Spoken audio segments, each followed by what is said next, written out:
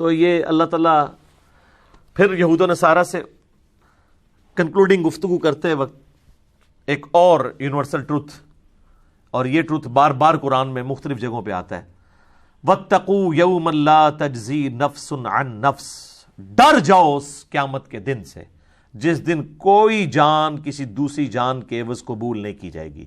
یہاں وہ مشرکین عرب کے جو سردار تھے وہ کہتے تھے کہ ہمارے پیچھے چلو، کل کو پکڑ بھی ہوئی تو ہم اپنا آپ پیش کر دیں گے، تمہیں چھڑوا لیں گے۔ اللہ نے کہا کسی جان کے بدلے کوئی نہیں۔ اچھا دنیا میں یہ عشق مشوقی میں ہوتا ہے کہ میں تیرے لیے جان دے دوں گا، اللہ کہہ رہا ہے کوئی قیامت دن کوئی عشق مشوقی کوئی اس طرح کی شو بھی کرنے کی کوشش کرے گا نا، ویسے تو کسی کی ضرورت نہیں کہ کام کر جائے، ٹھیک ہے، ایسے ہی عشق سارا نکل جائے گا، ایک صرف گرم سلاق کسی نو پھیرو طلاق پتہ جاتا ہے، ٹھیک ہے نا۔ تو کوئی جان سے دوسری جان بدلے کے طور پہ قبول نہیں کی جائے گی، یونیورسل ٹروتھ دیکھ لیں، نمبر 1 یہ چیز۔ نمبر 2 ولا يقبل منها عدل، اور نہ کسی سے کوئی مالی تاوان، کوئی رشوت کے طور پہ چیز لی جائے گی کہ چلو جی پیسے لے کے چھوڑ دو۔ ولا تنفعها شفاعة ولا هم ينصرون، نہ ہی کسی کی سفارش کام آئے گی اور نہ ہی ان کی مدد کی جائے گی۔ دنیا میں بھی یہی ہوتا ہے نا، جان کے بدلے جان۔ یہ بہت کم کیسز میں ہمارے قبائلی علاقوں میں ہوتا ہے کہ جب کوئی لڑائی ہوتی ہے یا کوئی کسی نے کسی کی بچی کے ساتھ نکاح کر لیا، وہ کہتا ہے جی آپ اس کی بجلی لے جائیں، ایک جان کے بدلے دوسری جان۔ وہاں بھی قبائلی سسٹم میں ہوتا تھا، ایک بندہ ادھر سے قتل ہوتا تھا، وہ ادھر سے ایک کر دیتے تھے، حالانکہ وہ قاتل ضروری نہیں کہ وہ اسی قاتل کو قتل کریں، کوئی ایک بندے کو قتل کر دیا۔ یہ بھی نہیں ہوگا، نہ مال لیا جائے گا۔ دنیا میں آپ رشوت دے کے چھڑوا سکتے ہیں کسی کو جرم سے، یا جج کو رشوت لگا سکتے ہیں، لیکن آخرت میں نہیں، آخرت کا جج تو اللہ ہے، اور نہ ہی کسی کی سفارش قبول کی جائے گی۔ تو مجھے بتائیں یہ آیت نمبر 123 سورۃ البقرہ کی پڑھنے کے بعد کوئی شخص کسی پیر کا یہ دعویٰ قبول کر لے گا کہ میں اس وقت تک جنت میں نہیں جاؤں گا جب تک کہ تمہیں بھی ساتھ نہ لے جاؤں؟ تو سر وہ صحیح کرتے ہیں، آپ کو قرآن نہیں پڑھنے دیتے، ٹھیک ہے۔ صحیح مسلم میں حدیث ہے، نبی صلی اللہ علیہ وآلہ وسلم نے فرمایا قیامت والے دن جس کے عمل نے اسے پیچھے کر دیا اس کا نسب اسے آگے نہیں لے کے جا سکے گا۔ سر یہ ذہن میں رکھیں، یہ جو لوگ کہتے ہیں نا ہم سید ہیں، شاہ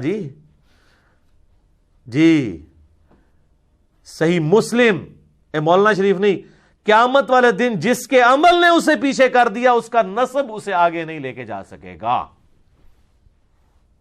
اب آپ کو وہ حدیث سمجھ آئے گی جو بخاری مسلم دونوں میں ہے، اے میری بیٹی فاطمہ میرے مال سے جو تو نے لینا ہے مجھ سے لے لے، اگر اللہ کے حضور پکڑی گئی تو میں تیرے کچھ کام نہیں آؤں گا۔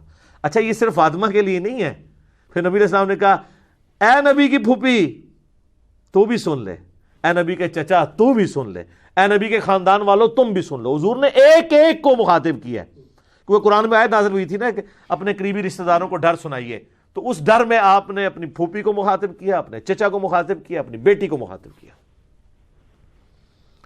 تو وہ یہی چیز ہے۔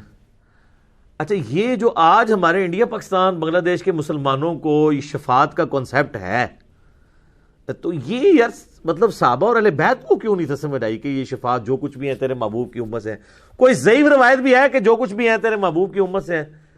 کسی سے عقیدہ قول، کسی تابعی کا قول، اس طرح تو ہے ہی نہیں ہے۔ عمل ہے پھر یقیناً اگر کسی کا عمل بہتر ہوا تو پھر اللہ تعالیٰ اس کے نسب کا فائدہ بھی اسے دے گا۔ یہاں دیکھ لیں بنی اسرائیل کو اللہ نے کہا میں نے سارے جہان والوں پہ فضیلت دی، کیوں؟ اولاد ابراہیم تھے، لیکن ضربت علیہم الذلہ بھی ان کے اوپر ہی آیا ہے۔ پھر اللہ نے یہ نہیں دیکھا کہ ابراہیمی ہے تو چھوڑ دیں ابراہیمی ہونے پہ۔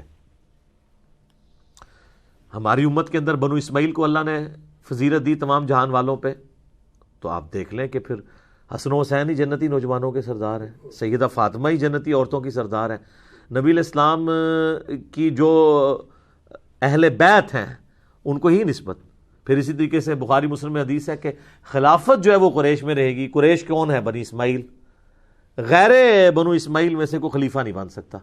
تو یہ آپ ساری چیزیں دیکھیں تو آپ کو پتہ چلے گا یہ ساری چیزیں اس وقت فائدہ مند ہیں جب کسی کے اعمال بھی اچھے ہوں۔